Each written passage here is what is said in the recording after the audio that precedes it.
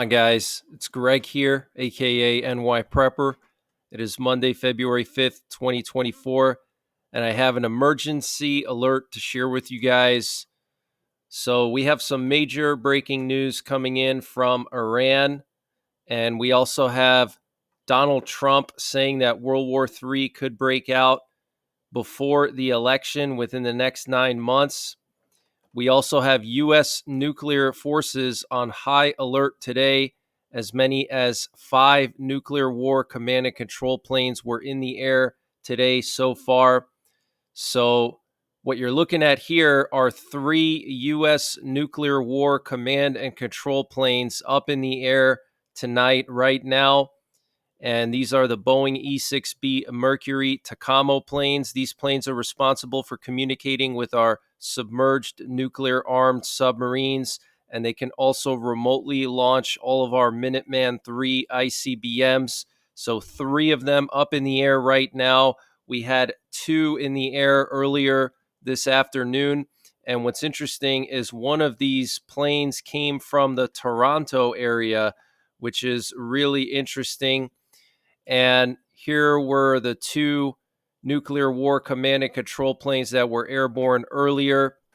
And there was also a B-52 that was airborne earlier as well, nuclear bomber. We also have some major breaking news coming in from Guam. The U.S. deployed 4 B-52'S to Guam over the weekend, and they did an elephant walk today. So they took a bunch of fighter jets and put them on the runway, and they all took off at the same time in a massive show of force. Okay, so we have 4 B-52'S in Guam. We have 3 B-52'S in Israel.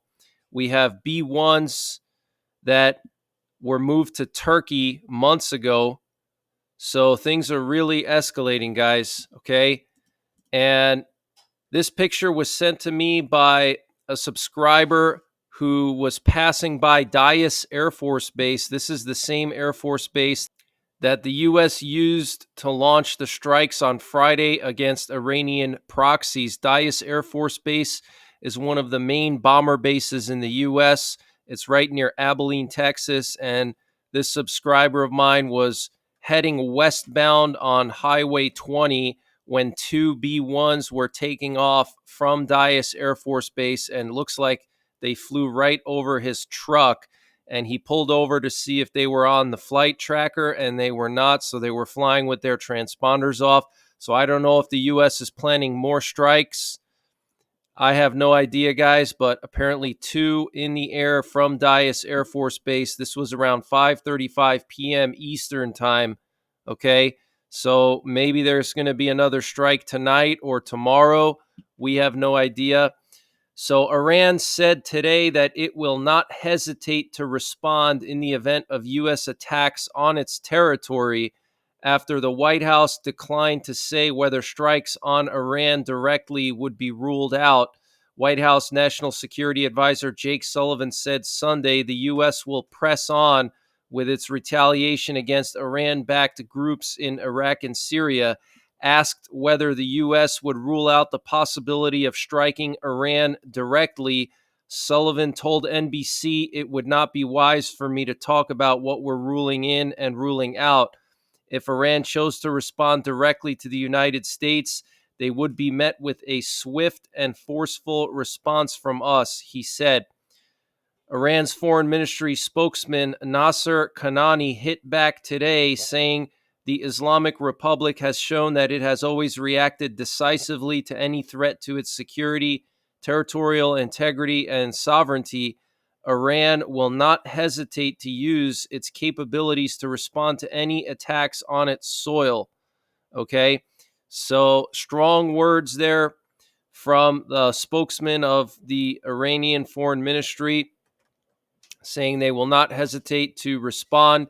And a U.S. defense official has now confirmed that no American service members were killed or injured in the drone attack yesterday by the Iranian proxies in Iraq against a U.S. base in eastern Syria in the Al Omar oil field. I reported on this last night. So the U.S. is saying no Americans were killed or injured. However, apparently 7 Kurds were killed and over 30 were injured.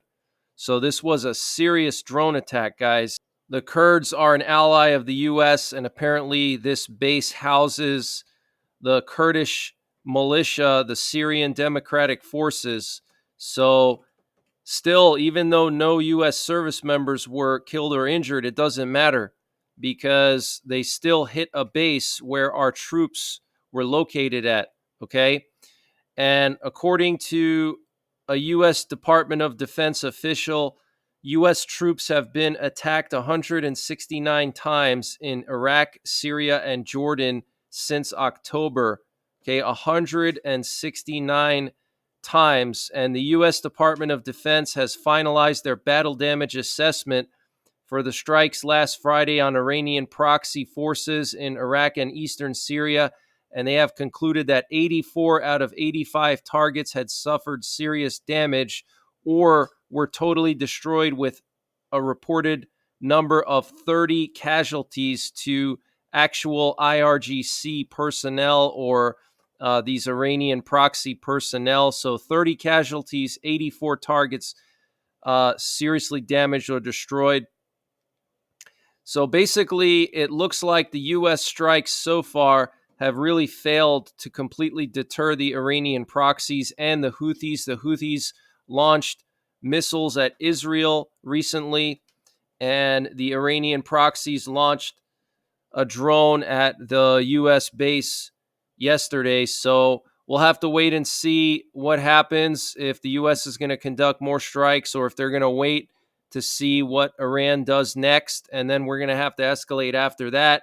And then they're going to escalate. And then we're going to escalate. And then it's just going to lead to an all-out war with Iran.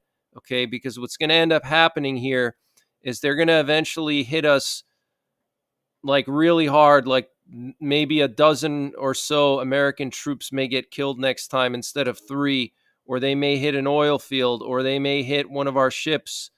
And then at that point, we're going to have to go to war with Iran. So it's only escalating from here on out, guys. So make sure you're getting prepared. And apparently there were more strikes on the Houthis today by the U.S. and the U.K. in western Yemen in the city of Hodeidah.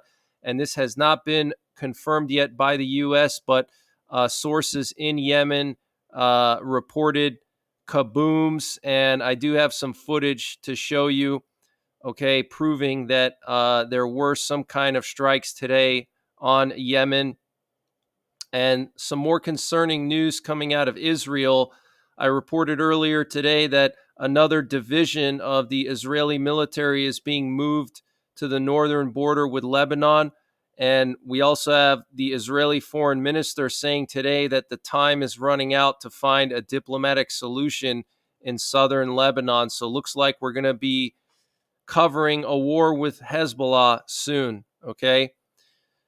And Iran, China, and Russia are going to be holding naval drills in the Middle East, but they have not announced either the date or the location. So this is very concerning. Iran, China, and Russia, guys. This is biblical. The Bible says that Iran, Russia, and some Asian countries will form an alliance and try to attack Israel in the last days. Okay, the Asian countries in the Bible are called the kings of the East, and Iran is called Persia, and Russia is called Magog. Okay, and the leader of this alliance is going to be the leader of Russia. Okay, so we're seeing the beginning stages of that potentially. And Israeli Prime Minister Benjamin Netanyahu said he will not accept the demands from Hamas over the detainees. Okay, they wanted Israel to unilaterally stop all military operations in Gaza in exchange for a release of the detainees, and he said that he's not going to accept that. And Iranian proxy forces have claimed responsibility for an attack on the Israeli port of Eilat today. And what you're looking at here is their official statement, okay, claiming responsibility. You can use Google Lens if you want to translate this, but it basically just claims responsibility for launching missiles at a lot. And the Israelis have not confirmed anything yet. So we don't have confirmation from both sides. All right. And the U.S. Secretary of State Anthony Blinken has arrived in Saudi Arabia to begin his tour of the Middle East. This could be the last chance for diplomacy to prevent an all-out war between Hezbollah and Israel. And what you're looking at here is a U.S. nuclear war command and control plane that flew from Tinker Air Force Base in Oklahoma City to Ramstein Air Force Base in Germany. And it's very interesting that they would do this. I don't know if this is because they're expecting an escalation with Russia soon. Remember, Poland set up that massive air navigation warning for the entire eastern half of their country along their border with Russia, Belarus, and Ukraine. Okay, and the air navigation warning said that pilots need to be aware that there could be unplanned military actions that will take place to ensure state security. And now all of a sudden we have this nuclear war command and control plane going to Germany. Okay. We also have that massive NATO exercise, the largest NATO exercise since 1988, which really is a covert forward deployment. They're probably going to leave most of the troops there after the exercise is over. So things are really ratcheting up, guys. And last night we had a lot of reconnaissance activity around Taiwan and the Korean Peninsula. We had a combat scent plane for the second time going up into the Yellow Sea area next to South Korea and North Korea. And the U.S. uses these planes for providing intelligence directly to the president. Okay. And we only have 2 of these planes. So obviously something is going on in Korea for them to be sending this combat scent plane 2 times already. And an RC-135 rivet joint was patrolling off the coast of Taiwan. So things are really ratcheting up. I want to play this audio clip for you of Trump. He did an interview on Fox News with Maria Bartiromo yesterday, and he said that there could be World War III before the election. Let's listen to this. 9 months is a long time. You have a very good chance in that period of time of having World War III because we have somebody that is not doing his job properly. He's not respected. He's laughed at all over the world. He's not doing a good job.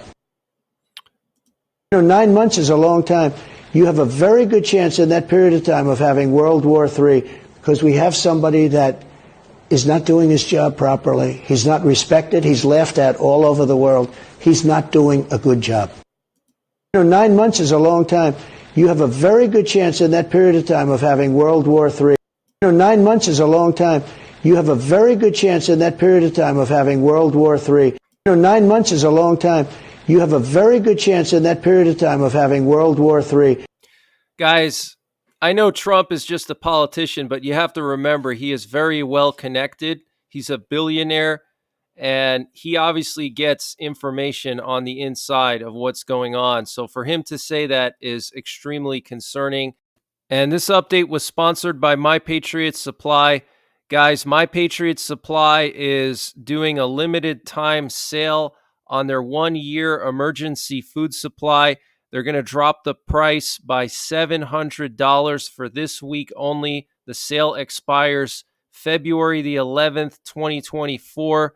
This 1-year emergency food supply has a 25-year shelf life. It's all contained within 24 rugged water-resistant buckets. Free shipping is included. $700 off. To get the deal, go to preparewithnyprepper.com. The link is in the description below this video. They're also doing a discount on the Alexa Pure Pro water filtration system. They're doing an $80 discount. Normally the price is $280. They've dropped it down to $200.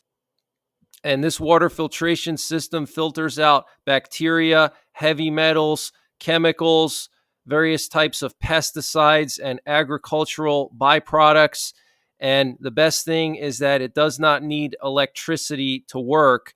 It's powered by gravity, so you can take this with you anywhere if you're going camping, if you're bugging out, if you lose power at home, okay? Or you could use this every day just for everyday use to purify your well water rather than installing a special treatment system that could cost thousands, okay? So to get the deals, go to preparewithnyprepper.com. The link is in the description below this video. $80 off the Alexa Pure Pro water filtration system and $700 off the My Patriot Supply 1-year emergency food supply. Guys, if you buy this thing, you're pretty much set for any scenario.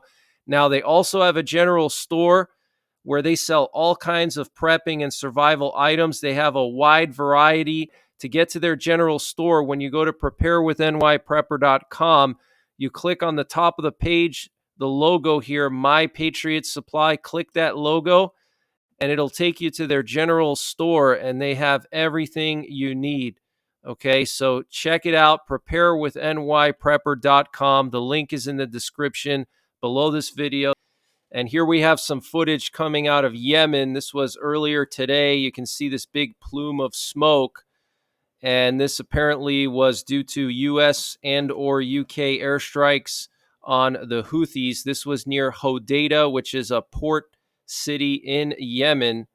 Okay, so very interesting. And here's Secretary of State Anthony Blinken arriving in Saudi Arabia.